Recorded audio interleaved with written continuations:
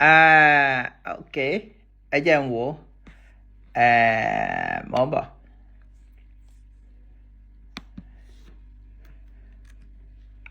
Lizzy, mo ń gbọ́ ẹ tó ní.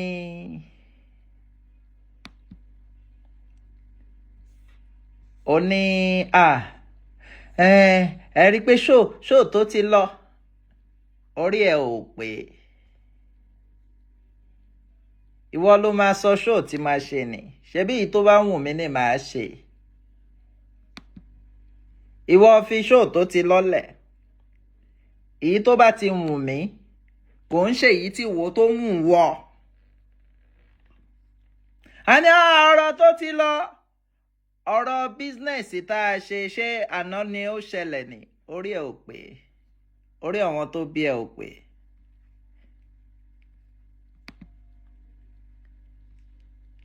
Abẹ́ máa wo insult kíní kan ìwọ kọ́ ló máa sọ èyí tí màá ṣe. Èmi máa wo èwo ló fit schedule mi.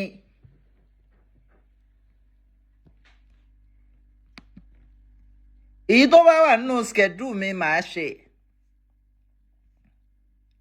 Kò ń ṣe èyí tí ìwọ fẹ́ jẹ́ ń ṣe. Ara nǹkan táwọn èèyàn fi máa ń wò pé ó wà controlling nìyẹn.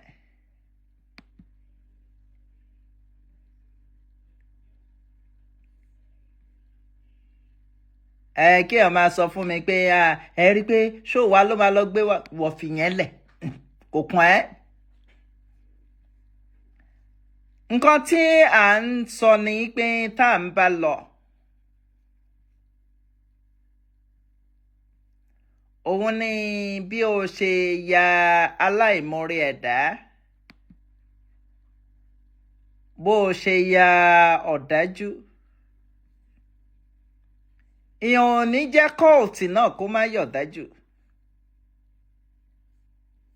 Ìyẹn ò ní wà nínú ẹgbẹ́ òkùnkùn kó má yọ̀dájú.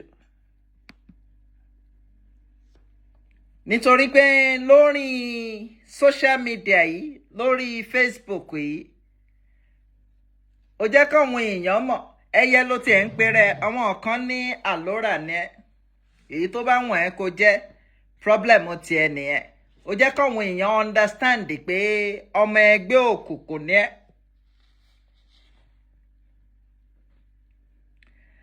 Then à ń sọ̀rọ̀ ń pa arákùnrin tá à ń pè ní Desmond.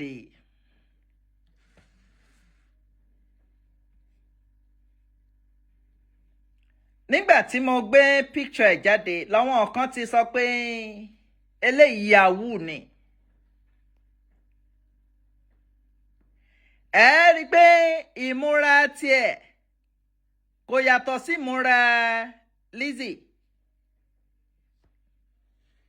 Èmi tí mò ń sọ pé píkà ni Lizzy.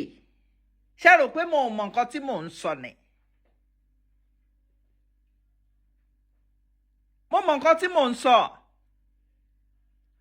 Ẹ rí pé láti ìgbà tí mo ti ń tẹnu mọ́ ọ̀rọ̀ yìí pé Desmond yìí àti Lizzy wọ́n jọ ń ṣiṣẹ́ apart from pé wọ́n ń bára wọn sùn. Right? Wọ́n tún jọ ń ṣiṣẹ́ píkà, Yahoo sí píkà ni. Torí Desmond bó ṣe wà yìí, ọmọ Ìgbò ni.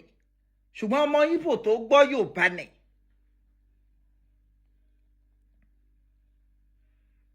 Tó yẹ pé láti kékeré ẹ̀, àárín àwọn Yorùbá ló ti lò gbà.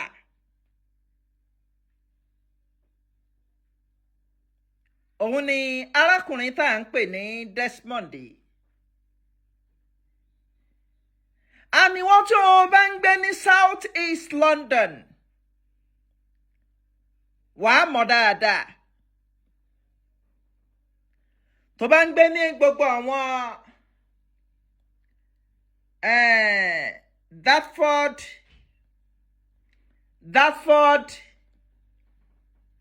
kí ló ń pè? Dartford Peckham Old Kent Road and police station kan wà ní Peckham. Police station kan wà ní Peckham. Ó tún sábà máa ń lò síbẹ̀.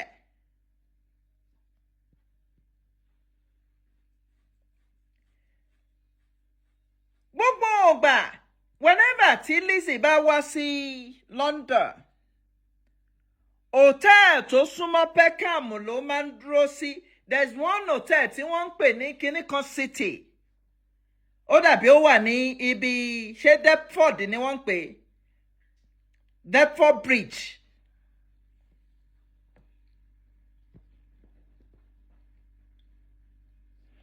Ara àwọn tí wọ́n jọ máa ń pa àwọn èèyàn lẹ́kún rẹ̀.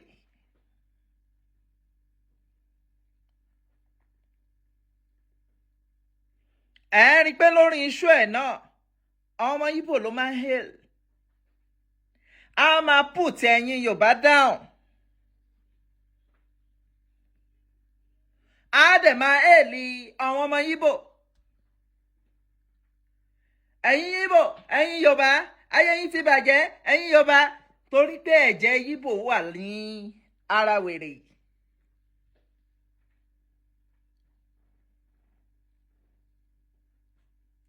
Then before kí Desmond tó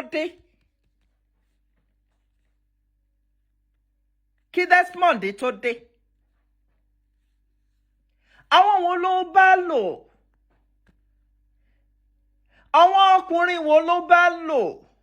Kí ni ìṣe wọn? Kí ni ìṣe Lizzy sọ́wọn ọkùnrin tó bá lò? Ẹ wá ní city nǹkan bíi state city ló máa jẹ́, kò ń ṣe city in. Jẹ́ n Google ẹ̀ kí n confirm nǹkan tó jẹ́. State city ló máa jẹ́, kò ń ṣe city in. Ẹ̀yin èèyàn ṣe ní sùúrù àti ìsọ̀rọ̀. Ṣé bá ń sọ̀rọ̀ ni? Èmi ò mọ̀, ṣẹ́rẹ́ ẹ̀yin èèyàn ẹ máa ń ní àbòsí lọ́wọ́ díẹ̀. Èèyàn ń sọ̀rọ̀, mò ń sọ̀rọ̀, ẹ dẹ̀ wá máa bú èmi ń bì. Kí ló dé tẹ̀ ń bú èmi? No, bí a Deptford àbí Deptford bridge or something like that. Ẹ jẹ́ n wò state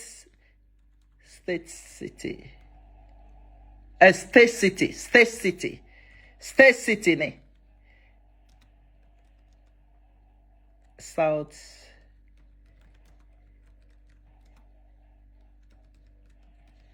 Òun ní gbé ṣebí àjọ ń sọ̀rọ̀ ni. Deptford Bridge. Ní Deptford Bridge, state city. Ibẹ̀ ló máa ń sábà lọ. But the last time mo tó wá London kò lọ, ó lọ state city díẹ̀. Ó lọ hòtẹ́ẹ̀lì tí mo búùkù fún. Ó lọ yẹn náà.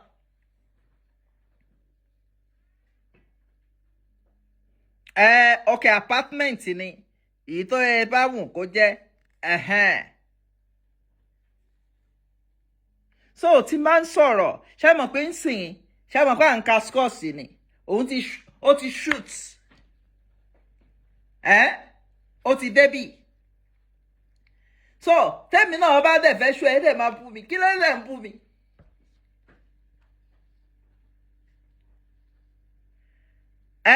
Tí wọ́n bá ń flag ẹ̀yẹn ṣáà máa tẹ kí ló ń pè? Ẹ̀yẹn ṣáà máa tẹ love. Ẹ máa tẹ love and like. Ẹ máa tẹ love and like. Ẹ ṣáà máa tẹ continuously.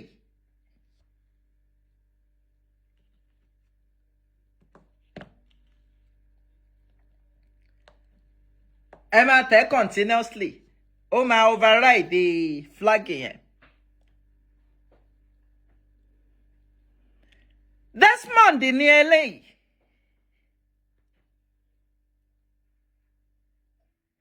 Lẹ́yìn ìgbà tó use Desmond tán,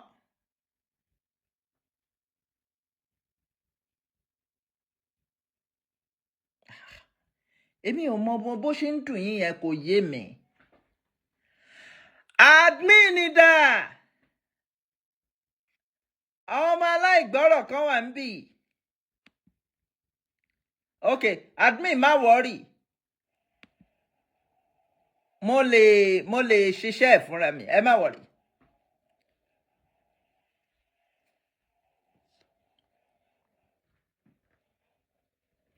bọ́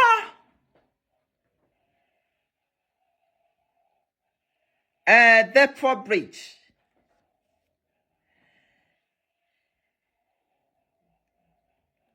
bọ́ ṣe rí nǹkan kan ni máa gba púpọ̀ nù advice kan máa ṣe fún púpọ̀ nù ọkùnrin nítorí ọkùnrin ni mi.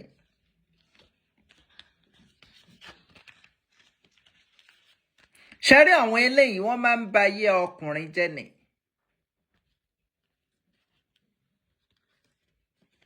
ẹ wo làtí tó wà lọ́dọ̀ ẹ̀ ń sè. ẹ wò pé bí a ń torí oúnjẹ wọn àárọ̀, oúnjẹ tọ̀sán, oúnjẹ talẹ́, ayé ẹ̀ ti bàjẹ́, ayé làtí ti bàjẹ́ níbẹ̀ yẹn.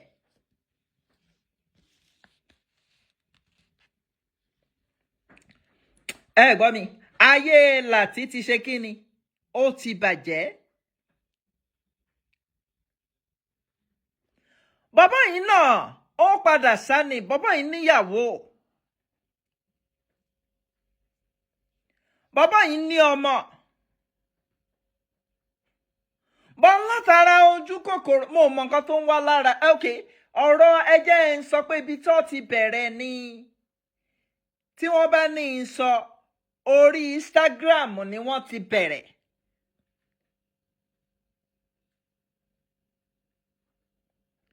orí Instagram ni wọ́n ti bẹ̀rẹ̀.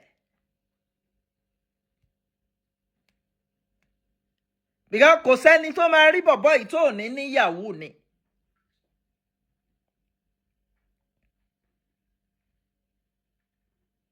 ẹ rí i pé lifestyle tí Lizzy ń lò gan-an lòun náà ń lò. then ó try láti blend láti sí the same lifestyle. ó try láti blend láti sí lifestyle yẹn torí láti òun ṣẹni tó ń wà sọ́rùn wà sí gbogbo ẹ̀. láti òun ṣẹni bẹ́ẹ̀. then kó tó di pé ọ̀rọ̀ dọ́dọ̀ Desmond, kọ́rọ̀ tó dé ọ̀dọ̀ Desmond, ibo ni Lizzy ti ń bọ̀?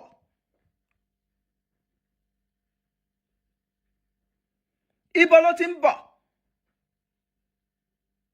kí ni nǹkan tó ṣe fún àwọn tànà? mo sọ níjọ́wọ́ ń bì, mo ní the same thing náà ni wọ́n ń sọ pé abáramóore jẹ ni, aláìmoore ni Lizzy.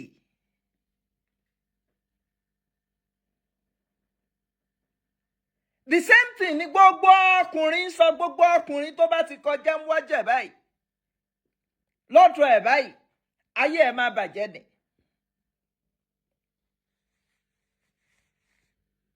gbogbo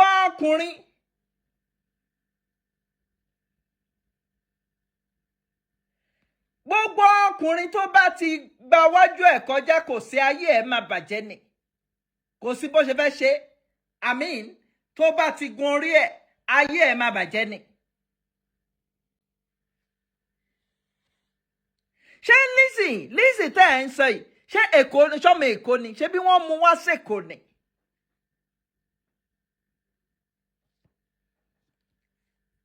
wọ́n mú wá sí Èkó ni. kò dàgbà sékòó, wọn ò bí sékòó.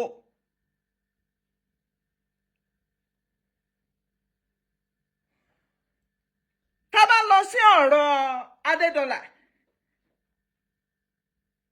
ẹ jẹ́ ń wò ó, màá rí, ẹ jẹ́ ń wo ọ̀rọ̀ Adédọ́là kí wọn náà gbọ́ nǹkan tá Adédọ́là sọ.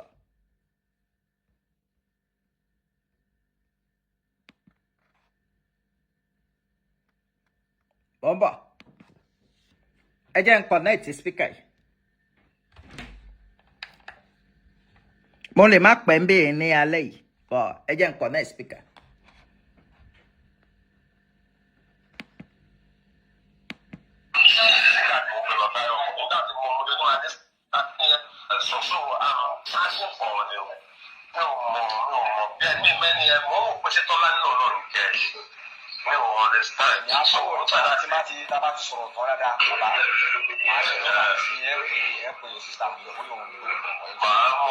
Yes, maybe she's the one.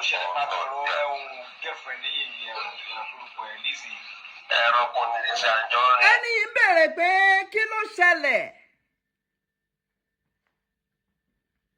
Ó bẹ̀rẹ̀ pé kí ló ṣẹlẹ̀ nípa girlfriend yìí Lizzy Anjorin. Ó ní kí ló ṣẹlẹ̀ nípa girlfriend yìí Lizzy Anjorin. Adétọ́lá dáhùn ó ní ṣé Lizzy ẹranko ni. Ó fi wé ẹranko. Má gbọ́ lọ o. Má gbọ́ o. This is a social store. Kí ló tún sọ? Ó ní abáramọ̀ọ́rẹ́ jẹ ní Lizzy. Tí àwa bá wá ṣoore fún, ẹ wò ń sìn, ṣe mọ̀ pé àwa dúró láàárọ̀ àbí lánàá, a play bá a ṣe dúró fún. Ó sọ di ibi mọ́ wa lọ́wọ́. Àwa ò bínú. Ṣùgbọ́n àwa fún wo pé, okay, àwọn tó ti bá ṣe ní àná, àwọn tó bá ṣe ní àná, kí ni nǹkan tó sọ pẹ̀lú wọn? Arákùnrin yìí ní abáramọ̀ọ́rẹ́ jẹ ni. Ẹ wò ńgbà tí ó gbé ọ̀rọ̀ Mùnírù wá, kò sọ pé Mùnírù fún òun nílẹ̀ o. Kò sọ pé ó fún òun nílẹ̀. Bọ̀ ó gbọ́dọ̀ ní nǹkan kan láti hold on, láti blackmail ẹni tó bá lò. Ọkùnrin tó bá lò. Ìjọ tó bá ti wà pẹ̀lú wọn ló ti ń plan pé àti eléyìí bá fẹ́ gbọ́wọ́ báyìí, kí ni ká ṣe fún? Nǹkan báyìí láà ṣe irú obìnrin bẹ́ẹ̀ ni. Adétọ́lá describe ẹ̀ pé ẹranko ni. Ẹ̀yin náà rí bẹ́ẹ̀. Nígbà téèyàn bá pè mí ni ó ní kò sí nǹkan tó wọ́n ń sọ fún mi. Òun mú mi bíi dádì ẹ̀ ni. Ó wá mú mi bíi dádì ẹ̀. Kò ṣe kò ń ṣọmọ burúkú ló ń bú bàbá ẹ̀ ni. Káfí ẹ̀ sọ pé ńgbà tí ó gbọ́njú mọ́ bàbá ẹ̀.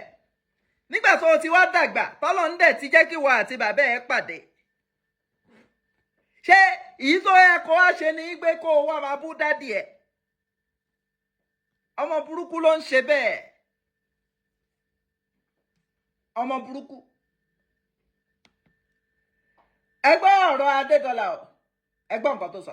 Ó ṣe abáramọ̀ọ́rẹ́ jẹ ni kò fi ṣe. Ó ní abáramọ̀ọ́rẹ́ jẹ ni Lizzy kò ń ṣèyàn. Ẹ ń pe bàbá ẹ̀ lólè. Abáramọ̀ọ́rẹ́ jẹ ni kò ń ṣe kí ni, kò ń ṣèyàn. Ká tiẹ̀ wá sọ pé àwọn èèyàn pọ̀ tí wọ́n ràn lọ́wọ́ lórí Facebook tí mo fẹ́ mention.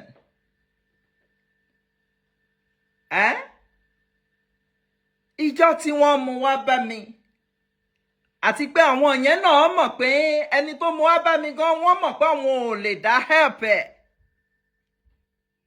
Reason tó fi mú wá pé sharp shooter kan wà níbì kan. On a good day, irú ẹni tó mú wá bá mi ò bá má mú wá. Lára regret tí èèyàn máa ń ní láyé nìyẹn pé tẹ́ni yóò bá mu wá mo ní rìnà pàdé ẹ̀.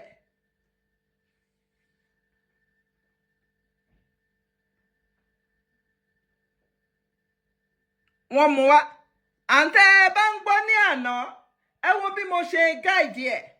In fact nígbà tí wọ́n ń sọ̀rọ̀ ń pa tí wọ́n fẹ́ máa bu gan mo tún ń try láti defend pé kò dẹ̀ wá rí bẹ́ẹ̀ o táyìn bá tún wá wò báyìí nǹkan òun kọ́ ló ṣe é. mo ń try láti defend ẹ̀ nítorí ìgbà míì wà ẹni tó pè ń client ẹ̀ ó mọ nǹkan tó ṣe ó mọ àwọn èyí tó right nínú nǹkan tó ṣe bọ́n nítorí pé à ń try láti wò ó pé ok gbogbo ayé tó kọ̀yìn sí ẹ yìí gbogbo ayé tó kọ̀yìn sí ẹ yìí báwo la ṣe lè rí brand ẹ̀ àṣẹ ẹni tọ́lọ̀ ń bínú sí ni nígbà míì wà tọ́lọ̀ ń bá bínú séyàn tó o bá wò ó pé jẹ́ ń ràn lọ́wọ́ ìwọ náà á dẹ̀ máa jẹ́ nínú ìyá ẹ̀.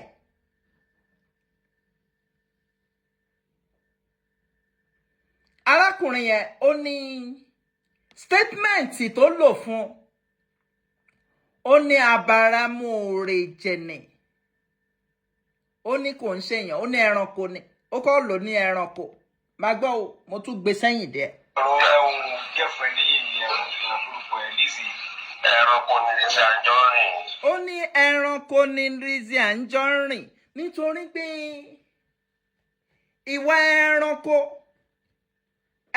ò mọ ẹni tó ẹranko kọ́ mọ ẹni tó ṣòun lóore tó o bá ní ajá mọ̀ pé eléyìí ló ń fóun lóúnjẹ ajá mọ̀ pé eléyìí ló ń tọ́jú òun ṣùgbọ́n ó fi wé ẹranko because ó believe pé púpọ̀ nú ẹranko wọn ní làákàyè ó ní ẹranko ni máa gbọ́. This is a supreme store. Kò ṣe abáramóore jẹ ni kò ń ṣèyàn. ó ní abáramóore jẹ ni kò ń ṣèyàn.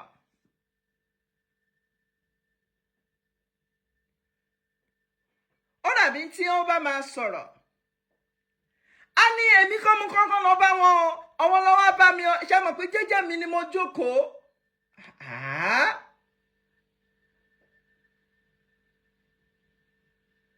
gbogbo ayé mọ̀ pé òun ló kọ́ wá bá mi.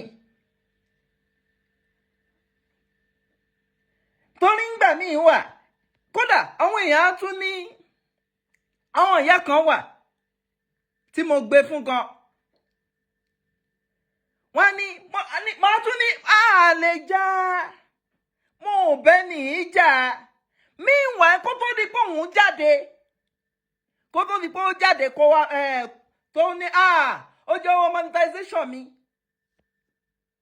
òun àti ó ti ń sọ fún anamáyẹ̀wá mọ́mọ́ anamáyẹ̀wá pé ó dẹ̀ bá mi tẹ̀ sí lágbájá yìí lójú. kò ń ṣe last month o kò ń ṣe 2 months ago kò ń ṣe 3 months ago.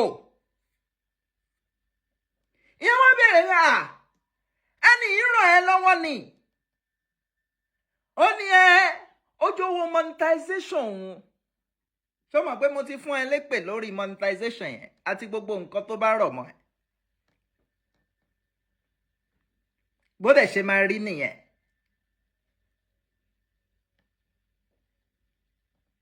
gbogbo nǹkan tó bá ń ràn mọ́ ẹ ó dàbí ṣẹ́mọ̀ ó máa ń sọ àwọn ọ̀rọ̀ kan pé wọ́n gbọ́dọ̀ ṣe ṣó torí monetization ṣebí nítorí monetization náà nìwọ náà fi wà lórí social media torí kó o lè gba monetization ni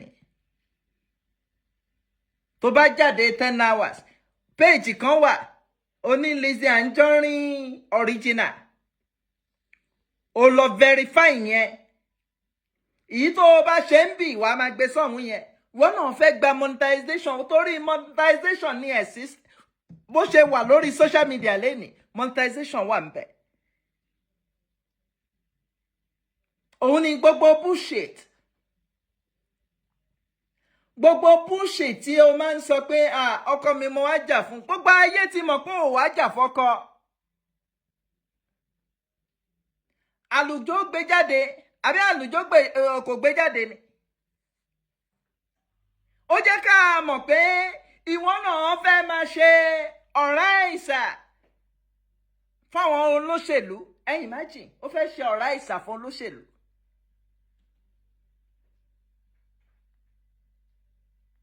ó ní òun fẹ́ ní empire lórí social media network. ẹgbẹ́ o ṣe mọ̀ pé mission táwa fi ń jà fún ọ̀tọ̀ ni. mission táwa òun mo fi sọ pé Fọláyìn náà nínú interview yẹn ẹ gbọ́ ẹ rí pé mò ń protect Fọláyìn.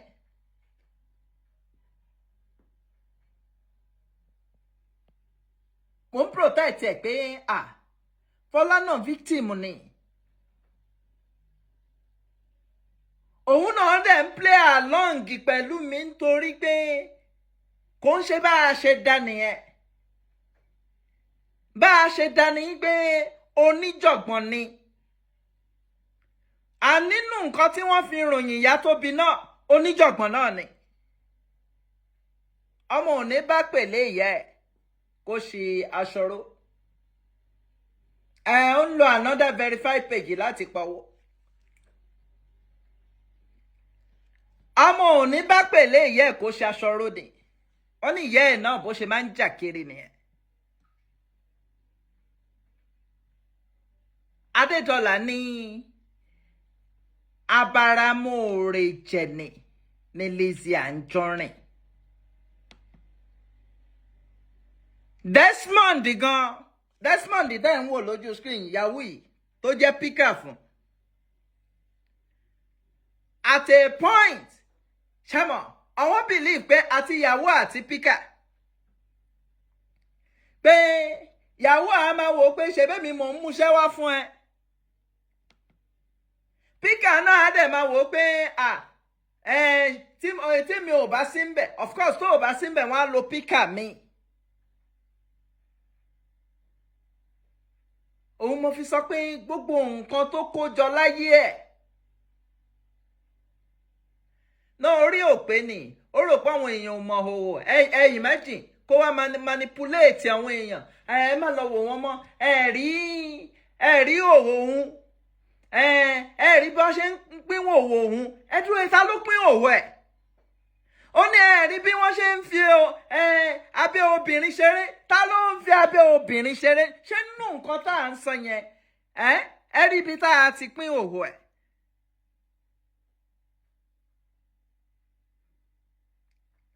ìwọ tí o bá gbọ́ ṣòtẹ́mi àti afá Saheed ṣe ṣáàpín òwò ẹ̀ ń bẹ̀.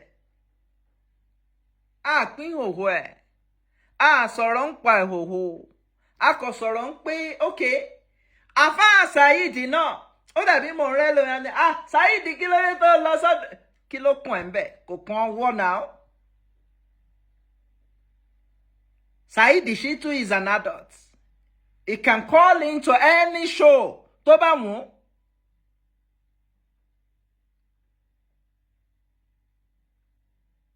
Kò kàn wọ́. Ànàfà Saheed àbá má gbé ọ̀rọ̀ ẹ̀ àbá má gbé ọ̀rọ̀ wá tó o bá ń ṣe pé Lizzy tó ní ẹ̀rín Saheed ó ti sá fún Saheed Shittu ti sá fún.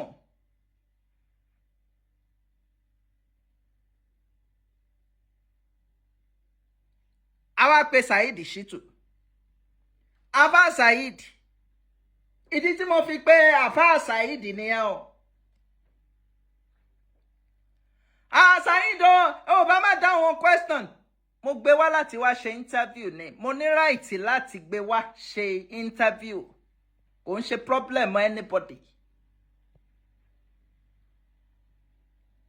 ìwọ tó o bá fẹ́ gbé Saheed wá ṣe interview ìwọ náà á gbé wa lọ ṣe interview tiẹ̀ yẹn ò ń ṣe problem.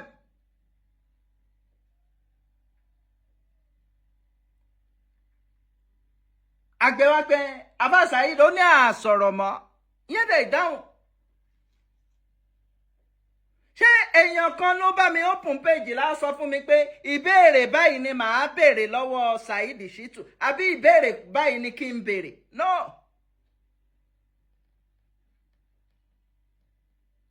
èmi mo ní page yìí a ní nǹkan tó bá wù mí màá béèrè lọ́wọ́ Saheed Shittu, nǹkan tó bá wọn Àfà Saheed ni á dáhùn. bí ọ̀rọ̀ Àfà Saheed ṣe wọlé nìyẹn. ẹ̀rí gbẹ̀ngbà yẹn náà irọ́ tó ọmọ Lizzy yẹn pa náà ní gbé ẹ̀rí Bàrígà pé Saoty ó wá ń búlì Saoty lórí péèjì mi ni. ta ló wá búlì Saoty? Saoty tí gbogbo ayé mọ̀ pé a dúró fún pé ẹ lè búlì ẹ̀.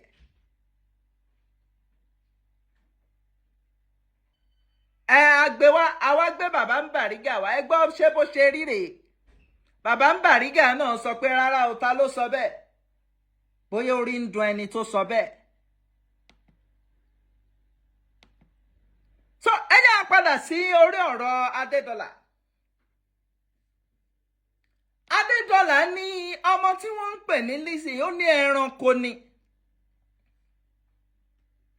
ó ní abáramóore jẹ ni. the same thing náà ni Pajé ń sọ pé abáramóore jẹ ni. the same thing náà ni Desmond tẹ̀ ń wò yìí tí wọ́n jọ ń ṣiṣẹ́ Yahoo. the same thing náà ló sọ pé abáramóore jẹ ni Lizzy Anjorin. gbọ́ nǹkan tó wí o, gbọ́ nǹkan tó Adédọ́là. This is a separate store. You see, abáramóore jẹ ni kò fi ṣèyàn. So, no, fẹ́ máa sọ̀rọ̀ nípa ẹ̀kọ́ sọ̀rọ̀ tó ti ọ̀rọ̀ tó ti kí ni. Ṣùgbọ́n Ọlọ́run jẹ́ kó bàjẹ́ fún wa. But when you are doing something, God has come down a little bit. So that's the nature of ọmọkùnrin, nature of life, not the nature of your ṣe. Èèyàn fi ṣe bẹ̀rẹ̀ à. Ló máa tó. It's one of those things ọmọkùnrin tó máa múra náà. When something tó bá fẹ́ affect ẹ̀ tó ń jẹ́ káwọn èèyàn máa sá kiri ìlú náà. Sọ̀rọ̀ ní sókè ń ṣọ̀rọ̀. Ó ní arákùnrin ní Lizzy Anjorin tó wá ń dèkóru yìí.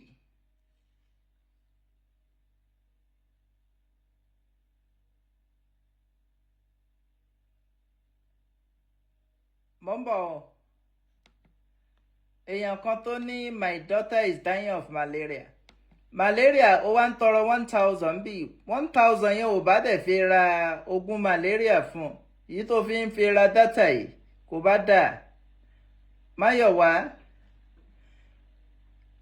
fi ra oògùn malaria fọmọ yẹn má waste owó ẹ̀ lórí dátà mọ́.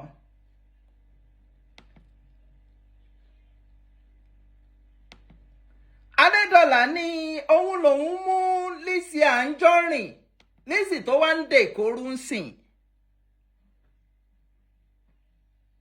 Lizzy tó yẹ pé gbogbo Èkó ló ń dàrú ń sìn. Ó ní òun lòun mú wá sí Èkó. Ọmọ tó wá ń dẹ Èkó tiwa rú ń sìn.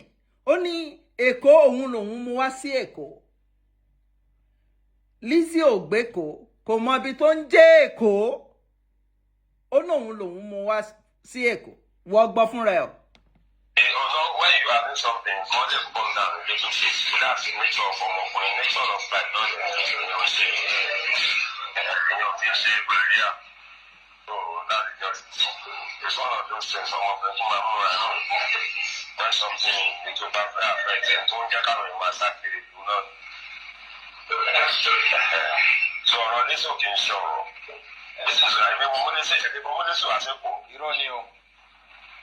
Nígbà tó ṣe fún ìyàwó lọ́kọ̀ tán pẹ̀lú àlàáfíà. Ó ní nígbà tí ó ṣe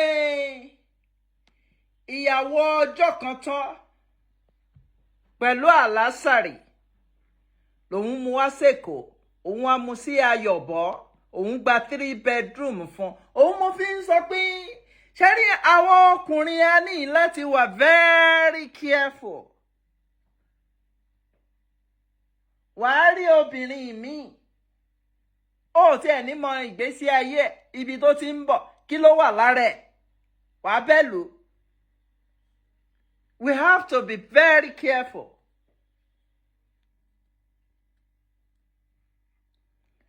Nǹkan tó sọ ọmọkùnrin mi di olórí burúkú bá a ṣe ń sọ yìí abẹ́ni o. Abẹ́ni láì torí àmọ́ ọkùnrin tó ò bá lè control nǹkan tó wà lábẹ́. Adédọ́là tẹ́ ń wò yìí also was a married man.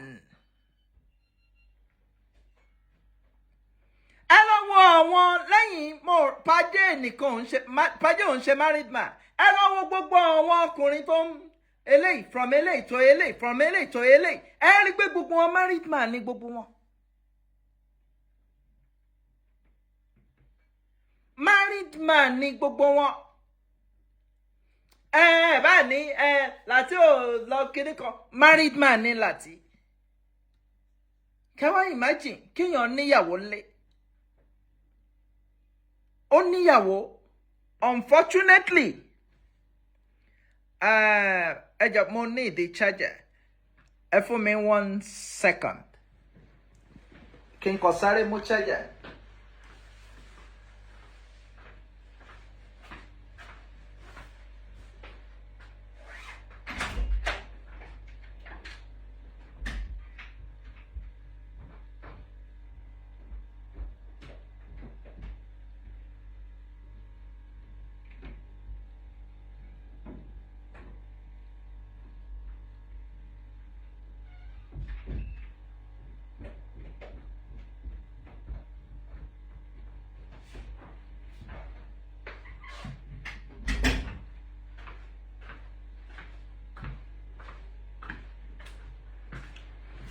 Yeah. Ball.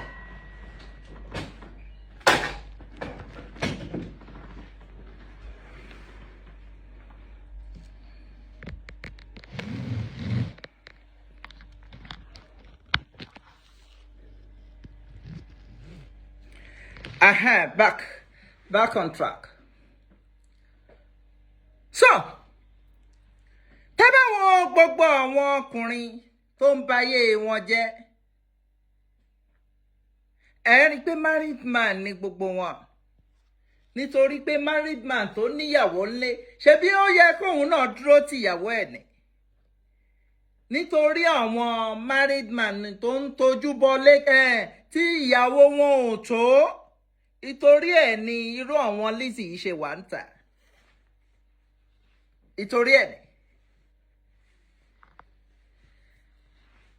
Nítorí ẹ̀ ni wọ́n ṣe wà ń tà. Arákùnrin yẹn Adédọ́là ó ní Lizzy tẹ́ ń wò yìí kò mọ ibi tó ń jẹ́ Èkó òun lòun mú wá sẹ́kọ̀ọ́. Adédọ́là á dẹ̀ níyàwó lé. Ó wá gba 3 bedroom fún ní Ayọ̀bọ̀. Ó gba 3 bedroom fún ní Ayọ̀bọ̀.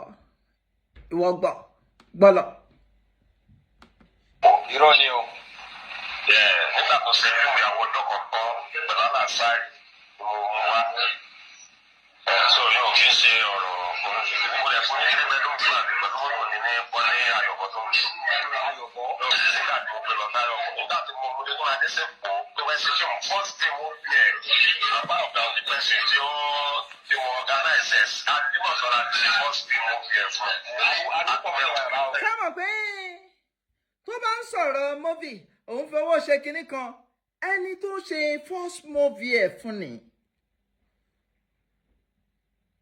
kò ń ṣe pé owó ẹ̀ ló fi ṣe òun ná millions òun ra aeroplane òun bá fẹ́ ṣe movie òun ra aeroplane òun lọ gbogbo ẹ̀ ẹ béèrè pé ṣé owó ẹ̀ ló fi ń ṣe ni kò ń ṣe kélé ẹ̀ ń ná fún gbogbo ẹ̀ ni.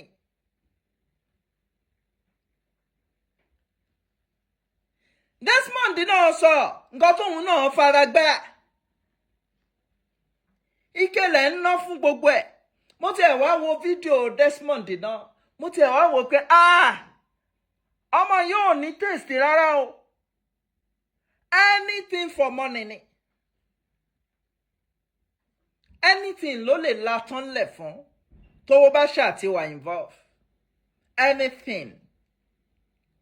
Àgbọ̀. Ariwo pọ̀ bẹ̀. Kankan pariwo bíi tẹ́lẹ̀ àbí kan mẹ́rin. Hotel ni wà. Bí akẹ́rù bá mi sọ́kò mi tẹ́lẹ̀ wà díẹ̀ lè fún yàrá rà. Ṣé o fẹ́ blog mata mi fẹ́ máa rí mata mi on Facebook mi fẹ́ máa rí on net wọ́n ti ń pè mí gba àwọn pípa tó kọ́lé mi mi fẹ́ máa mata tó ti ń káàkiri net láti bí 14-15 years ẹni wọn tó ọ̀dọ̀ ti tẹ̀mí àti ẹ̀dẹ̀ ti ẹ̀ǹd ọlọ́dẹ̀ tó ti gbà sóò ti lówó lọ́wọ́ báyìí. So owó yẹn mọ̀ yín díẹ̀ yín tẹ́ jẹ́ pé owó mi báwo ni èmi àti court la 6 years ni mo ṣe kẹsẹ̀ court. ẹ gbọ́ ẹni tí ó fẹ́ máa yẹn ní ọdún 6 làwọn fi ṣe kéèsì in court lórí kíni ó jí mọ́tò máa nìyẹn máa yẹn náà ló sọ ó kẹwàá wò ó ń sìn pé 2024 ní tẹ́bẹ́ tó bá ń sọ fún yín pé ókè ọ̀rọ̀ ìdúmọ̀tà irọ́ ni ẹ wo ọ̀rọ̀ eléyìí sìn how many years ago ni wọ́n fi ní ó jí mọ́tò how many years ago ní máa yẹn náà kí ni ó accuse ẹ̀ fún ó jí mọ́tò ó jalè ní Canada kí ni wọ́n accuse ẹ̀ fún ó náke ní Saudi kí ni wọ́n accuse ẹ̀ fún ó gbégbáná. Wow, this is a stupid woman being now. Ó ní this is a stupid woman being. Àwọn tí wọ́n bá lòrè àwọn eléyìí wọ́n ṣoore fún wọ́n ṣoore fún wọ́n bá lò wọ́n dẹ̀ ṣoore fún. Kí ni arákùnrin yìí sọ? Ó ní this is a stupid woman being.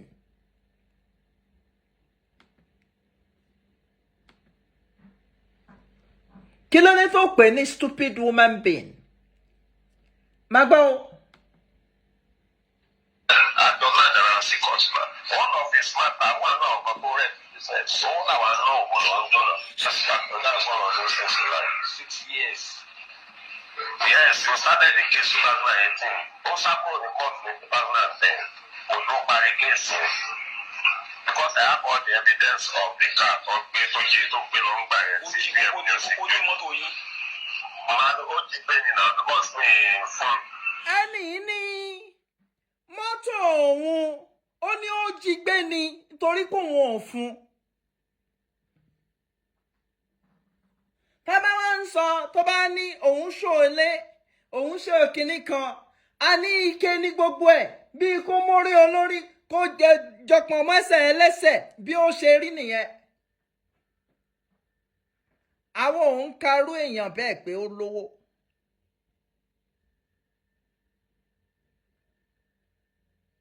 Èèyàn náke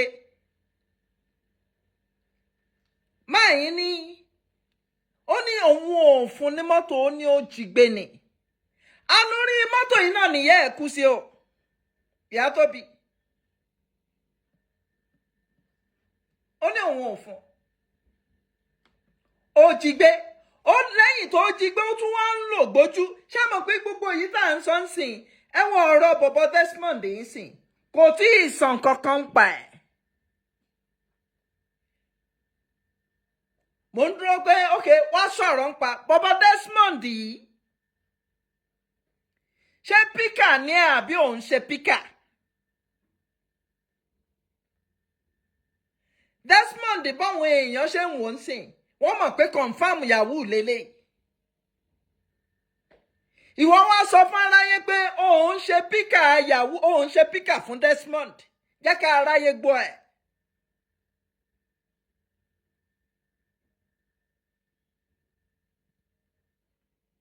Jẹ́ kí aráyé gbọ́ ẹ pé òun ṣe speaker òun ṣe píkà fún Desmond. Wàá wá mọ̀ pé àwọn nǹkan wà ńlẹ̀ tó yẹ pé ó confirm pé píkà ni ẹ̀.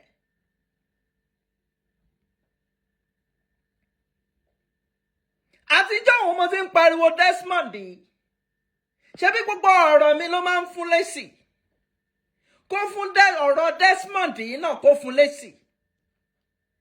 ẹ̀yin tẹ́ ẹ mọ Desmond rẹ má bínú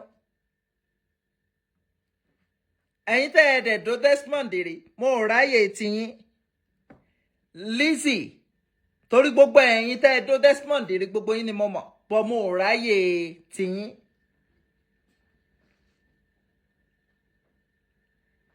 Lizzy òun ni mo ráyè tiẹ̀. gbogbo ọ̀rọ̀ mi ni ó máa ń fún ní èsì bó tẹ̀ jẹ́ pé a tún parọ́ tẹ̀ tún wá parọ́ lórí ọ̀rọ̀ Desmond yìí. Nigerian police tẹ́ ẹ bá mú ọmọ Yahoo àwọn kan wà tẹ́ ẹ mú ẹ ń ṣe pàṣíà. àwọn tí wọ́n ń jẹ́ píkà fún Yahoo náà ó yẹ kẹ́ ẹ máa dè wọ́n mọ́lẹ̀ EFCC. Lizzy Anjorin lára píkà fún Yahoo ni.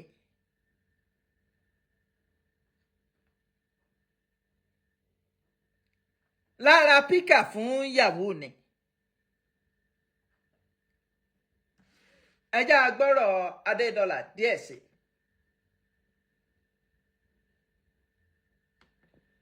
ó dẹ̀ lọ register with Oju, but Nigeria police are like one of those. nígbà tí ó jí mọ́tò onímọ́tò arákùnrin yìí ni ó tún wá lọ rẹ́gísítà ẹ̀. kéèyàn jí mọ́tò gbé nǹkan tèmi tí ẹ̀ ń rò ń gbà yẹn ni pé bóyá ẹni yẹn ó gbé mọ́tò fún bí ẹ̀ ń torí wọ́n ń fẹ́ra wọn àṣé bó ṣe rí kọ́ nìyẹn. ẹni yẹn ń ta mọ́tò ó wá jí mọ́tò yẹn gbé ó tún wá lọ rẹ́gísítà ẹ̀.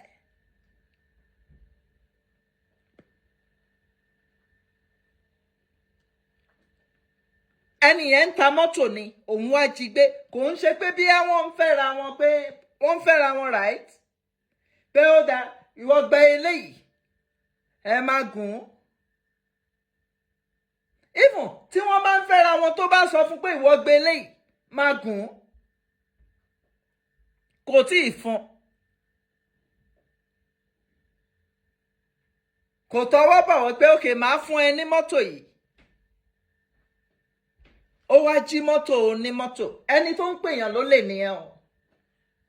àwa dẹ̀ ń sọ pé ọ̀rọ̀ olè ò sínú kínní a ṣe bísínẹ́sì ni ó dẹ̀ go wrong.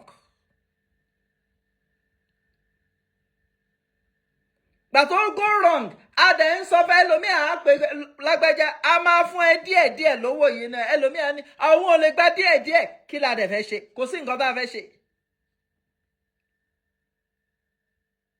àwọn tá a fún díẹ̀díẹ̀ a fọwọ́n kan àti ìfọwọ́n kan tán àní ó lè ní ó gbé wọ́n àwọn èèyàn lọ ìmí tiẹ̀ ń sọ̀rọ̀ tó yẹ kó o dá sọ̀rọ̀ kó kọ̀ rọra máa wò kó máa tọ́jú ara ẹ̀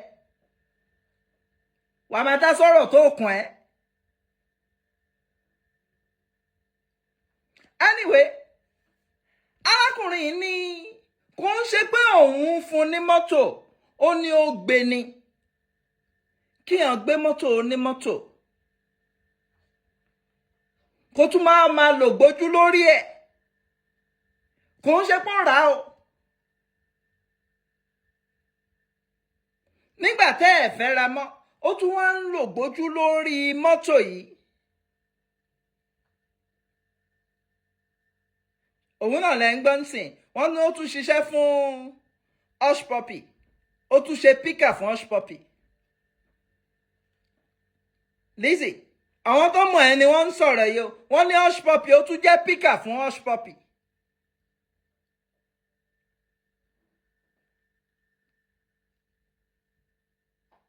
so kò gba ẹnu ẹ láti pe anybody lágbáyà ó gbọ́wọ̀n èèyàn gbọ́wọ̀n èèyàn kò sọ̀rọ̀ gbígbá ń bẹ̀.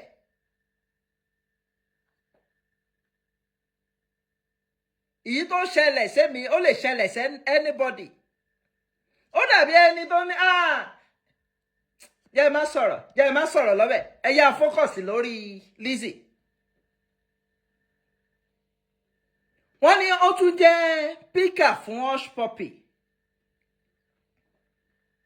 Desmond ni ìwọ tó o bá mọ Desmond South East kan Desmond kan ni gbogbo èèyàn dẹ̀ mọ̀ pé Desmond ò níṣẹ́ ẹ̀mí ju Yahoo lọ. bí mo ṣe sọ the same Desmond yìí tó o bá lọ wo ọ̀rọ̀ tí Lizzy yìí sọ nígbà tí wọ́n ń dáàbò pé òun kọ́ ló bímọ òun ni ó bímọ òun kọ́ ló bímọ ó ní òun ò fẹ́ ó ní sórogésì lòun fẹ́ ṣe. láàárín òun à Desmond ló fẹ́ lò gbàtí Desmond ò gbàgbọ́ ẹ̀ mọ́ nítorí nǹkan tó sọ ni pé Desmond gbá òun pokùrọ́ fóun pé òun àtìyàwó òun ti jà òun àtìyàwó ẹ̀ jà ẹ pé kò síbi tóun máa gbé ó tún ní òun wá sẹ́ǹdì 5 million naira sí lẹ́yìn tí Desmond gba 5 million naira ó ní kò gbá aago òun mọ́.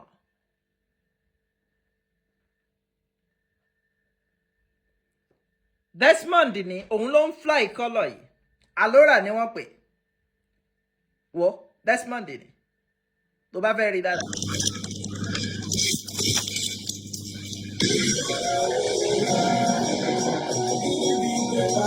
No be wash ya. Bidi bidi bando, no be wash ya long. The GP, alora me comforter. And so I know the Lord, a woman in me. That's the GP, alora me comforter. And so I know the Lord, a woman alora me. ẹni tá à ń pè ní Desmond ni tí n bá parí iṣó yìí mo ò nílò ju 1 hour lọ màá tún supply yín more pictures of Desmond. nǹkan tó wà láàárín àwọn méjèèjì apart from pé wọ́n ń bára wọn sùn tí Lizzy bá lọ London tẹ́ ẹ bá rí pé ó lọ London gbogbo ẹ̀yin ará London ẹ ti rí wọn pọ̀ bí ẹ̀ẹ̀mélòó kan ẹ̀yin tẹ́ ẹ bá wà ń gbòòrò. ká lè mọ̀ pé nǹkan tí mò ń sọ yìí kò ń ṣe pé mò ń purọ́ mọ́ bó ṣe rí ni òun náà dẹ̀ mọ̀ pé bó ṣe rí ni pé Desmond yìí Yahoo ni òun píkà ni tí Desmond bá ti ṣe owó láti London àbí China òun ló ń bá wọn clear ní Èkó all in the name of money business. Mo ń ta gold tó o bá máa rí ṣe bí gbogbo ẹ̀yin èèyàn ẹ̀ náà ń sọ pé kò ta gold kankan kẹ́ imagine ó jí mọ́tò Adédọ́là ẹ̀yin lójú Elédùmarè ìyẹn náà nígbà tóun máa mọ Lizzy ó lè lòun fi mọ́.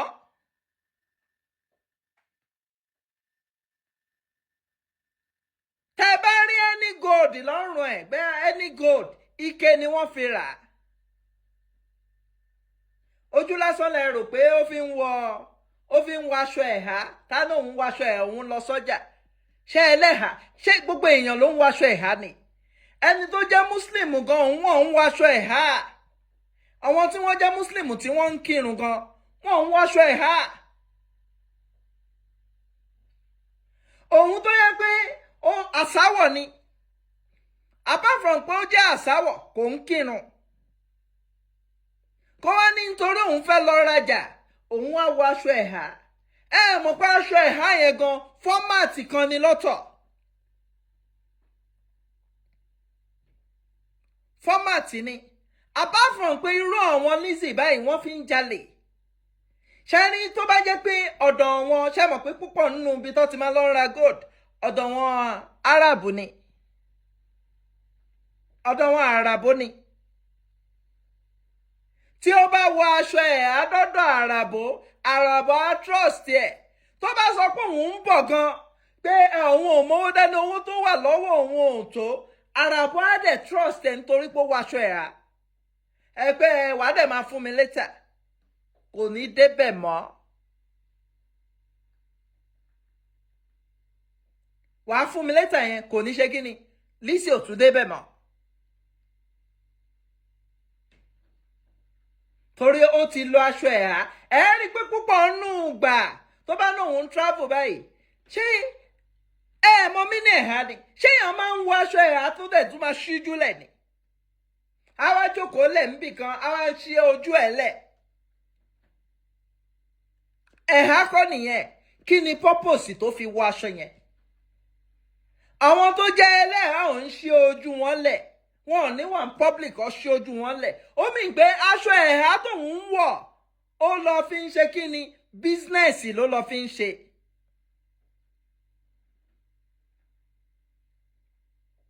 bísínẹ́sì ló lọ fi ń ṣe. wàá jẹ́ lágbáyà ó lè ní ó gbọ́ àwọn èèyàn kò sọ̀rọ̀ gbígbá ń bẹ̀. nǹkan tó wà lórí ẹni wọ́n ń sọ nítorí pé òun wá ẹni kúnra. ó fẹ́ yẹ ká wò pé tọ́ba ti ẹ̀ pé ló lè ìwọ ní kọ́kọ́ lójó lè eléyìí náà ó lè ní ẹjẹ́ mú kúnra. No, ó yàtọ̀ síra wọn. Òun la fi sọ pé gbèsè ni. Tí a bá ṣe business tó bá go wrong, kò sẹ́ni tá a sọ fún pé a ní san gbèsè ni. And gbèsè kedere sísan ni.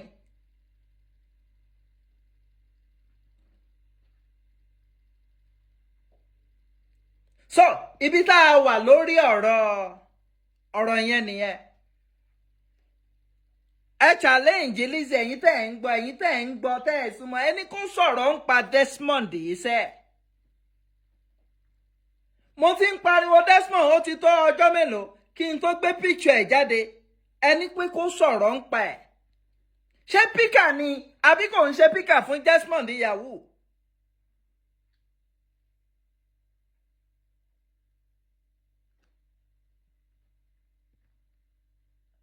Hello? Hello, ẹ káalẹ́ o. Ẹjọ́ Stargirl ló ń sọ̀rọ̀. Stargirl. Èmi nìyẹn ẹ̀gbọ́n mi ṣẹ́wọ̀ ókè bàbá mi. A kú ọjọ́ mẹ́ta. Ọjọ́ kan pẹ̀lú ẹ̀gbọ́n mi. Ó dàbí Desmond yìí èèyàn yín ni. Èèyàn mi ni Desmond o ẹjọ́ o. Mo rí bẹ́ẹ̀ pé èèyàn yín South East ni. Ọmọ olórí burúkú Lizzy yẹn ọmọ òṣì yẹn òun ló fẹ́ fa gbogbo ilé fún Desmond. Nǹkan tèmi mọ̀ ni mò ń sọ ń pa Desmond. Ẹjọ́ bàbá mi ẹ bá ṣe Desmond jẹ́jẹ́ bàbá. Mo ò ní problem pẹ̀lú Desmond bọ́ nǹkan tí mo mọ̀ láàrin yẹn lèmi ń sọ̀rọ̀ ń pa ẹ̀. Ó yé mi. Ó dẹ̀ jẹ́ ká tẹ̀ gbé yẹn sẹ́gbẹ̀ẹ́ kan náà. Ẹ jẹ́ wẹ́ kí n sọ̀rọ̀ nípa ọ̀rọ̀ ọmọ òṣì ọmọ Lizzy ọmọ aláṣẹ́wó yẹn olóbòpẹ̀lẹ̀ yẹn. Ṣé rí ọmọ yẹn ọmọ olórí burúkú lọmọ Lizzy yẹn ọmọ olòṣì ni o. Ṣé rí gbogbo àwọn boys pátá ló ti dó tán lẹ́gbọ̀n kò sí ìlú tí ò ti jẹ́ kó máa ń ṣe aṣẹ́wó kiri ni. Ṣé ní London àbí níbo? Ní London lẹ́bíwẹ̀ bí tó bá ti travel ló máa ń gbéṣẹ́ ni plug to plug ni ó máa ń plug gbohùn nǹkan sínú òbò ẹ̀ ni. Kò síbi tí ò kì í gbéṣẹ́ lọ ọmọ gbéṣẹ́ lọmọ yẹn. Ó ń fi gbogbo nǹkan tó ń ṣe yẹn bojú ni. Èmi náà mọ̀ pé àní ìjọ tó sọ pé òun ní àwọn sugar mummy kan pé tí mo bá ní interest mo ní mi ò ń ṣerú ẹ̀. Ayé àtìgbà tí n bá ti ṣerú ẹ̀ láyé mi ti ń bàjẹ́ nìyẹn. Ó tún fẹ́ gbé yín fáwọn ọmọ. Mo fi Ọlọ́run tí n bá purọ́ ọmọ kí tèmi má dà. Kí tiẹ̀ máa dá bọ́tà pọ́ńdà. Bọ́ tí mo ò bá purọ́ ọmọ kò ní nífọ̀kànbalẹ̀. Kò dẹ̀ ní àṣẹ lọ́la sáàtì.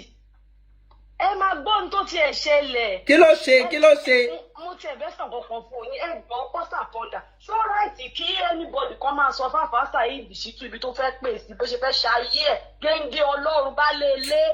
Ẹ wò ẹ fi yẹn lẹ̀ jàre. Òun náà ni ìyẹn ọmọ yìí náà ló ń sọ bẹ́ẹ̀ ó ní àfáà Saheed ó ló pè sórí chaati tèmi ó ló pè sórí ibì kan.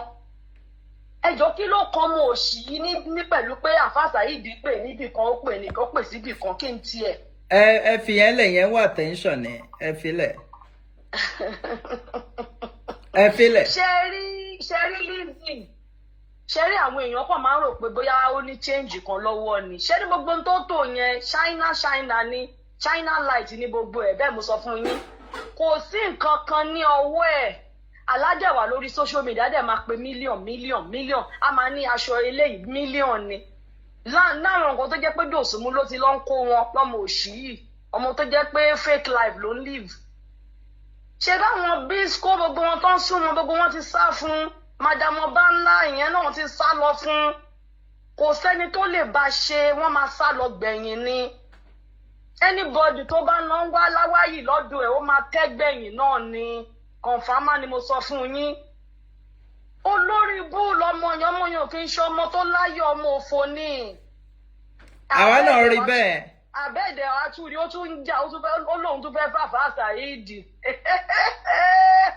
Ẹ bá kọjọ máa pín àfà Saheed ni.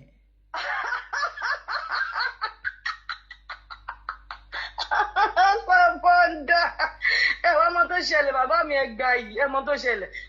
Níbo ló wá fẹ́ fi làtí sí tó tún ń jà sí tó tún ń sọ pé wọ́n ní àfáà Saheed sin oko báwo ló ṣe mọ̀ pọ́sà pọ́dà pápá Saheed sin oko ẹ bá wa dá sọ̀rọ̀ yẹn. Ṣé ó sọ bẹ́ẹ̀ for real ni? Ta ló sọ bẹ́ẹ̀ wà ní chaati ẹ mi. Wèrè ni gbogbo orí ẹ̀ ẹ rí i pé gbogbo nǹkan tó máa ń sọ bó o so kó àṣòbò kò gbogbo orí ẹ̀ ó kó àtòbò ni. Ọmọ yẹn láìkí pọ́nrán gan o. Wọ́n ti fi pọ́nrán ba ayé ẹ̀ jẹ́ gbogbo tó máa ń travel lọ wọ́n ti yẹ òbó ẹ̀. Wọ́n ti yẹ òbó wèrè. Ṣé rí ọmọ yẹn mo láìkí bẹ́ẹ̀ ṣe ń bá bẹ́ẹ̀ ṣe ń díò pẹ̀lú ọmọ Lizzy yẹn olórí. Torí ó fẹ́ máa purọ́ ni ó ń purọ́ mọ́ mi ni. Àbẹ́ wa ni ó ń pèèyàn kan ló lè pọ́sà pọ́ńdà ó jálè kò síbi tí pọ́sà pọ́ńdà ti jálè. Ó ń purọ́ mọ́ mi ni. Ọlọ́run dé olẹ́dàá yín dẹ̀ máa ṣe kí ló máa dáná jó èrè ẹ̀. Ọlọ́run máa ṣe kí ló máa dáná jó èrè bẹ́ẹ̀ ṣe ń fún jẹ yìí ló dáa àwa ń gbádùn bẹ́ẹ̀ ṣe ń fún jẹ. Èmi ò ní purọ́ mọ́ mo ò dẹ̀ ní rárá bó fún ọ. Kò sí lọ́rùn chaati ní gbogbo ṣe ń tẹ̀ ń sọ òǹtọ́ la bá bẹ́ẹ̀. Ó kàn jẹ́ pé ó pọ̀ ṣe kò lọ ṣe lọ kó orí burúkú bá Desmond yẹn ló ń dùn mí jù lólórí burúkú ọmọ òṣì ọmọ olóbò thank you yìí. Ọmọ olóbò kí máa gbé káàkiri máa plọ́ọ̀gì kiri ọmọ olóbò yíntù yìí wá gbọ́ nǹkan tí wèrè yìí sọ lánàá kí n tó máa lọ. Ó ní kí ni lẹ́yìn tó ti kọ́kọ́ sọ ní gbogbo chat ẹ̀ ní bí ọjọ́ mẹ́ta sẹ́yìn pé ó ní àwọn obìnrin kan ń kú máa fà Saheed lórí mo ní fi ilẹ̀ mo ní kò bá bọ̀ mí jẹ fi àbá Saheed sílẹ̀. Ṣóun tiẹ̀ mọ̀ bí òun gan máa kú mọ́ Làtí lórí ni torí òun gan ó ti ń súnmọ́ ọ̀nà kú ẹ̀ báyìí. Ọ̀sàmọ̀dé 90 rárá. Náà kò mọ nítorí ó ti ń sunkún nísìmí. Ọlọ́yin burúkú lọmọ yẹn wà láyé. Ṣé òun gan mọ̀ nígbà tí èèyàn ń fi ikú yọ̀yàn pé ìyàwó ẹ̀ kú ṣé òun gan mọ̀ bí òun gan máa kú mọ́ Làtí lórí ni. Ìyàlẹ́ mi ti sọ mo ti lá máa dín àkàrà ẹ̀ bẹ́ẹ̀ ni olópò la máa gbà tó máa bẹ̀rẹ̀ sí ní dín àkàrà ẹ̀ fún wa á fi mu gàrí. Kẹ́wọ́n wo because òun ló máa ń sọ fáwọn ẹ̀ ní blackmailer ni wọ́n èyí tó ń sọ yẹn búlì ni wọ́n ń pè é búlì lọ́mọ yẹn. Ní kó máa sọ bẹ́ẹ̀ fẹ́. Kò sọ pé èèyàn kan ẹni tí ìyàwó ẹ̀ kú oní ọwọ́ fi ń yọ pé ó kú mọ́ lórí. Àlọ́ wá tún wá ń parọ́ ní èèyàn 6 ló ti kú mọ́ Làtí lórí ó wá tún wá ń parọ́ lórí iṣẹ́ àti Làtí àwọn èèyàn dẹ̀ wà ń bẹ́ẹ̀ ó lé mi ìfẹ́ dárúkọ àwọn Saheed ni ó ti yé yín ó léèyàn 6 ló kú mọ́ ọ̀rọ̀ tá a fà Saheed lórí. Bó ṣe máa ń parọ́ ẹ̀ nìyẹn bó ṣe máa ń parọ́ ẹ̀. Ẹ mọ̀ kó tó yẹ sọ bẹ́ẹ̀ nígbà tó ti gbọ́ pé wọ́n ní mo kílọ̀sì má fà Saheed ó wá fẹ́ lé mi mọ́ àfà Saheed pé kí n lè sá lọ bá fà Saheed mo wá sọ fún mo ní jẹ́ káfà Saheed bọ̀ mi jẹ kùkùn ẹ̀ nígbà tó wá tún wá gbọ́ yẹn wá tún ní another method wo ló tún wá lò ló bá tún padà wá ṣe chat ló bá tún ní òun ò mọ nǹkan tá Àfáà Saheed wá dọ́dọ̀ ọmọ yẹn o. Kí ló kàn ń bẹ̀?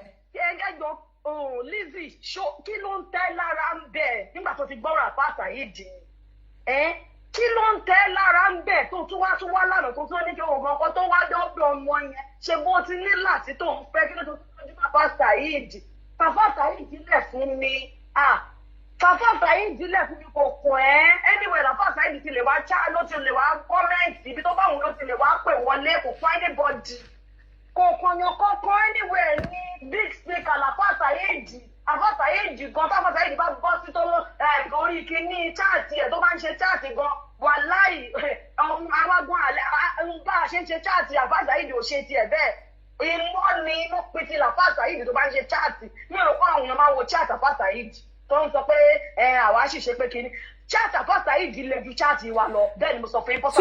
so òun ó ní Àfáà Saheed sí oko. Ó sọ nínú chaati ẹ̀ ó ní ìyàwó ìgbà tí ya wèrè. fún mi kí lè sá ó ní Àfáà Saheed tó jẹ́ gbogbo yẹn sọ. no ṣé mọ nǹkan tó ṣẹlẹ̀ ẹ má bínú nǹkan kan wá sí mi lórí ìsìn. nígbà tí èèyàn bá lè sọ pé Àfáà Saheed sí oko ó mì pé ṣé mọ̀ pé pàjẹ́ ni ó sin abẹ́. ṣé rí nǹkan tí ó ń ṣe ló máa ń dà sáwọn èèyàn. Ó sọ bẹ́ẹ̀ ó ní Àfáà Saheed sí oko ta ló mọ̀ bóyá ó ti jẹ́nu oko Àfáà Saheed. Àfáà Saheed la máa béèrè lọ́wọ́ ẹ̀yàn.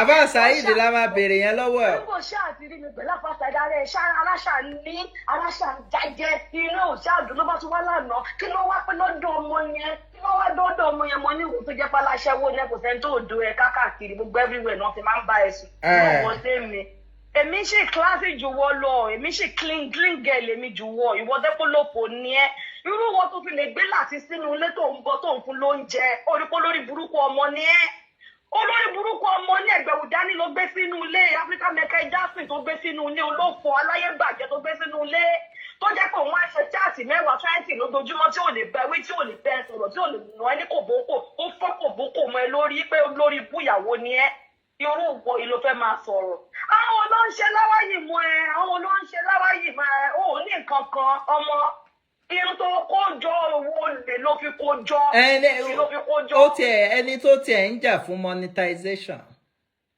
ó tún ń jà fún monetization. Ó ń jà fún gidi ni ó ní mo kówó monetization ó ní mọ̀mọ́ anamáyọ̀wá náà kówó monetization millions ni wọ́n ń kó bá ní millions mo ti fún lépè lórí ẹ̀ náà.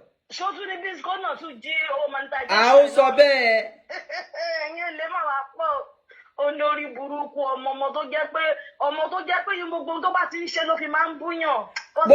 bẹ́ẹ̀ ni bó ṣe rí gan nìyẹn. gbogbo tó bá ti ń ṣe báyìí òun ló fi máa búyàn ẹ rí bó ṣe ń wù tó ń gbé. a ní ìyá kan wà tí máa ń bá polówó gold. ìyá yẹn ó bá wá bá mi ó ní gold tí mò ń bá ìyá yẹn polówó ní design òun ni.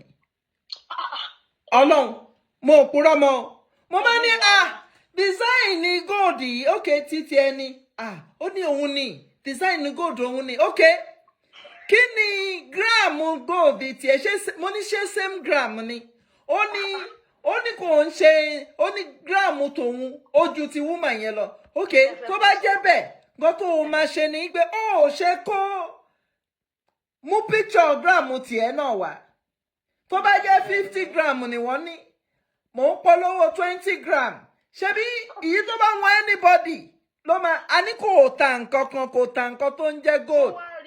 èèyàn mi kan tún wà tó ní òun fẹ́ ra gold.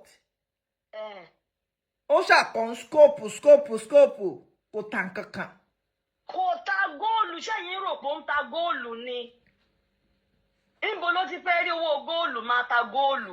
ẹ ṣe mọ̀ pé ó ní àwọn nǹkan tó ń wọ̀ sọ́rùn bí Desmond ṣe wọ́ tiẹ̀ yìí.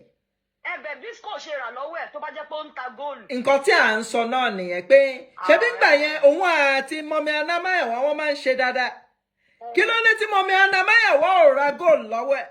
tó lọ ń rà níta tó mówó lé lọ́ta tó bá jẹ́ pé lóun tó ń ta góòlù irọ́ ló ń pa kò ta góòlù àwọn kírìmù tó lóun ń tà yẹn náà kò sẹ́ni tó ń rà lọ́wọ́ ẹ gbogbo kírìmù yẹn ló ti bá gbogbo àwọn èèyàn. Ó tiẹ̀ sẹ́ǹdì kan sí wa pé ó sẹ́ǹdì sáfà Saidi náà pé tẹ bá ti ń fi sí irùngbọ̀n yín bí irùngbọ̀n bí ajá màgbákò ló wẹ̀ in fact ajá màgbákò náà nígbà tí mo ṣe fídíò kọ̀ pẹ̀lú àfà Saidi lénìí mo ní láti máa bèrè àfà Saidi ló já màgbákò ní irùngbọ̀n yín ti ń funfun irùngbọ̀n yín ti ń funfun ló bá yẹn ní kò ṣiṣẹ́ meanwhile kíní yẹn kedere tó bá ti lò sí irun ẹ̀ báyìí ó ń jarun ni. ó sẹ́ni jámà àgbákò sáfà Saidi. Everybody jámà àgbákò ni o.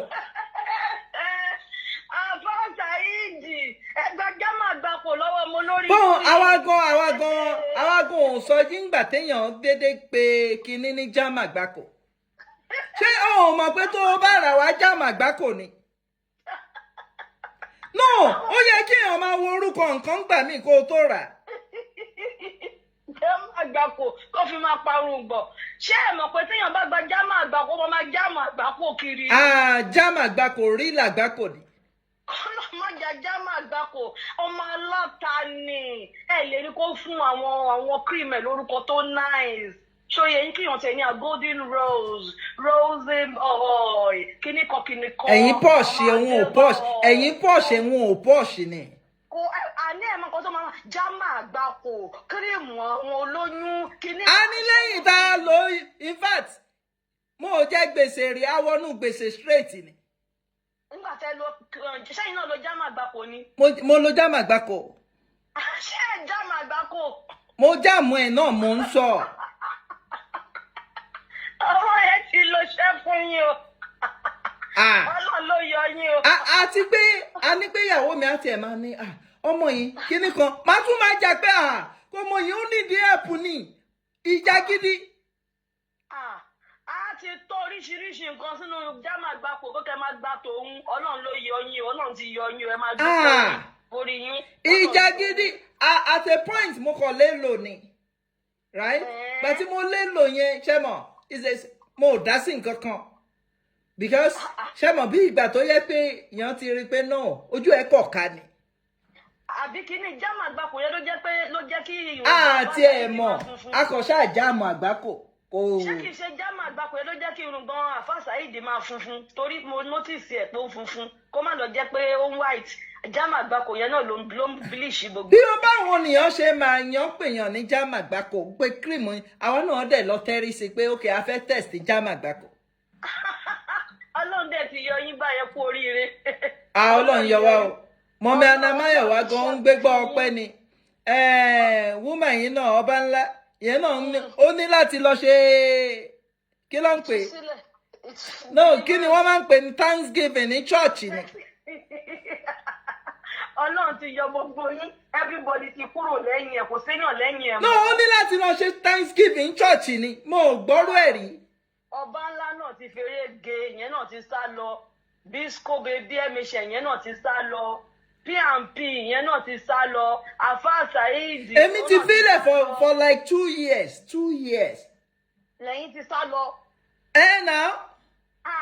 ọ̀gá èèyàn mélòó ló wá kù lẹ́yìn ẹ̀ báyìí àwọn mélòó ló kù báyìí lẹ́yìn ẹ̀ ló sì kù báyìí. sísítà yín ló wà lẹ́yìn ẹ̀. sísítà mi wo ni má dárúkọ.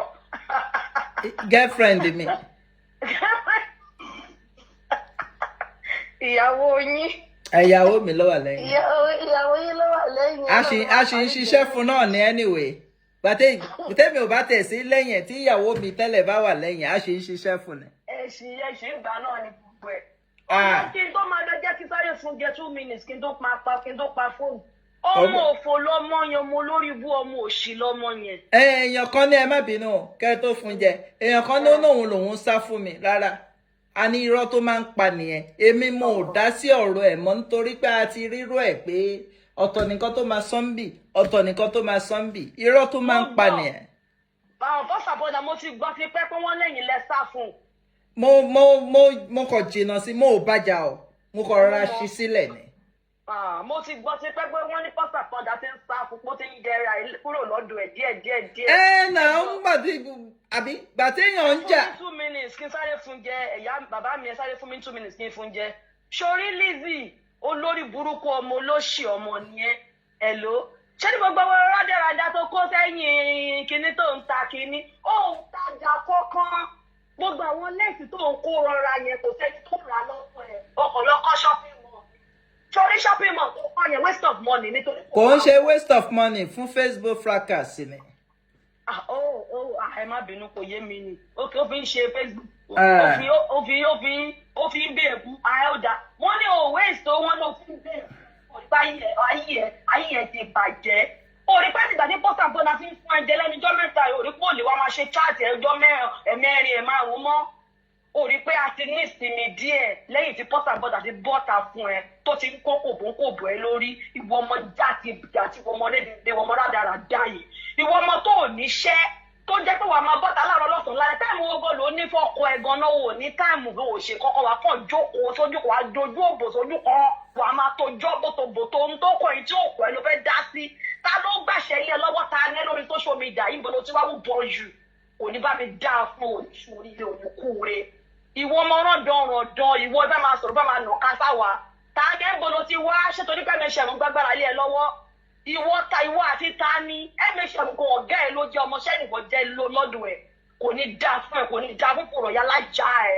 Pọ́sà pọ́ndà ẹ jẹ́ kí fi ilẹ̀ kẹ́ máa bá ṣẹlẹ̀ bá ọmọ yìí jẹ ẹ jẹ́ kọ́mọ yìí mọ̀ wípé ẹ̀yin gangan lọ̀gá social media. Ṣó lórí burúkú ni ẹni wò mọ pọ́sà pọ́ndà ni. Kò dáyàn mọ̀ ni. Dáyàn mọ̀ pọ́sà pọ́ndà ni àgbàgbé àwọn investigative blogger lélẹ́yìí wọ́n á finish ẹ̀ orí kò lè sọ̀rọ̀ mọ́. Chaati ẹ̀ márùn-ún tó ń ṣe lójú wọn mà ti dín wá ṣe chaati láti. Ó ṣì yẹn analyze ẹyọ kan tá a ṣiṣẹ́ orí ẹyọ kan ló ṣe wà. Chaati ẹ̀gá àti ẹ̀gbọ́n kankan mọ́ gbogbo ẹnu ẹ̀ kò tiẹ̀ lè sọ̀rọ̀ mọ́ gan. Àfáàtà yìí ìdílé máa pè kìnnìkan àfihàn kìnnì kò ó ṣì lọ ṣáà. Orí ẹyọ kan ló ṣì wà tó ṣì analyze. Gbogbo ń tẹ̀ ń bí gan kò lè dáhùn. Kò ṣe máa dáhùn gbà tó mọ̀ pé òótọ́ ni mò ń sọ. Òun tó lẹ gbé wá ẹ̀rí kò lè dá ojú. Òun ló gbé rọ́ dání àwa gbé òótọ́ dání òótọ́ làwa gbé wá. Òun tó tẹ gbé wá yẹn ló dùn Lizzy. Kò wá tán bí yọkọlú kò wá tán bí ṣe ní pọ́sà bọ́dà ti gbé ẹṣán lẹ̀ lórí social media yìí. Jẹ́ ti Tabisco ti lọ, pọ́sà pọ́ndà ti lọ, ọba ńlá ti lọ, gbogbo everybody ti lọ lẹ́yìn kò sẹ́yìn gbọ́ anybody lẹ́yìn ẹ̀ mọ́ òrùfó ní. Ó wá ń sọ pé àwọn yèyé kan ó fẹ́ bá wọn ṣe gọ́ọ̀ṣì lọ jàjẹ́ fúnra ẹ kó kórí burúkú lọ pọ́sà bọ́dà jẹ́ kí n máa lọ kò ní dáa fún ẹ bí wọ́n ṣe wá ń tó ṣe ń dè mí láàmú ìwọ fẹ́ kò ní agbá fún yàrá ìyá ẹ kò ní yẹ ìyá lápòyàlá yẹ kò ní yẹ wọ́n máa ti kábọ̀ ẹ ló bò gbẹ̀yìn pọ́sà bọ́dà ó dàbọ̀ bàbá mi. Ó dàbọ̀. Orí show kan ló ṣe wà tó ṣe analyze èmi ò mọ nǹkan tí wọ́n fẹ́ analyze ń bẹ̀ nígbà tí àwa bá gbé òótọ́ wá àgbérọ́ wá òótọ́ la gbé wá kò ń ṣe pé àwa parọ́ mọ́ èyí tó bá ń ṣe òótọ́ àní sọ against ẹ̀ èyí tó bá jẹ́ òótọ́ la máa sọ against ẹ̀ nítorí pé téèyàn bá gbérọ́ dání táwa lè gbé òótọ́ wá. So màá dúró torí 1 hour mo ní mo fẹ́ lò ń bì mo dẹ̀ ti lo 1 hour 20 minutes series 6 ní àwa yìí a ṣe ń lọ àmọ́ ibi tí series yẹn máa dé ọmọ òṣì ó wá ń sọ fẹ́mi pé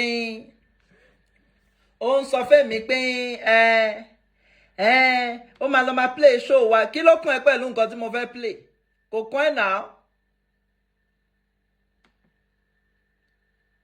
nǹkan tá à ń sọ ló yẹ kó o listen sí pé báwo ni ayé ẹ ṣe rí báyìí báwo ni ayé ẹ ṣe dán ojú rú báyìí nǹkan tó yẹ kó o listen sí nìyẹn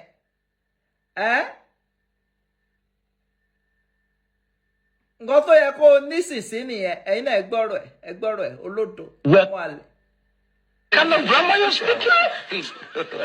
God have mercy upon us. ẹgbóyìnbó ọmọ àlè. Lizzy níjọ́ mi diversify ni wọ́n ń pè kò sí nǹkan tó ń jẹ́ tafasify. Ibo ló ti ń rí àwọn òyìnbó yìí.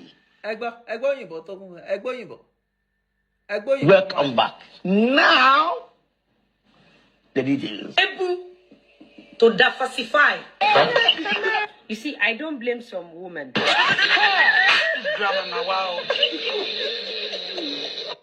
Ọmọ àlè òyìnbó rèé ò gbọ́ Yorùbá rèé ò lè sọ. I don't blame some women. Anyway, ẹ jẹ́ máa lọ àátúpàdé ní àárọ̀ ọ̀la àbí alẹ́ ọ̀la. Kò jẹ́ bó ṣe jẹ́. Orun re ni a ó sùn. Ó dàbọ̀.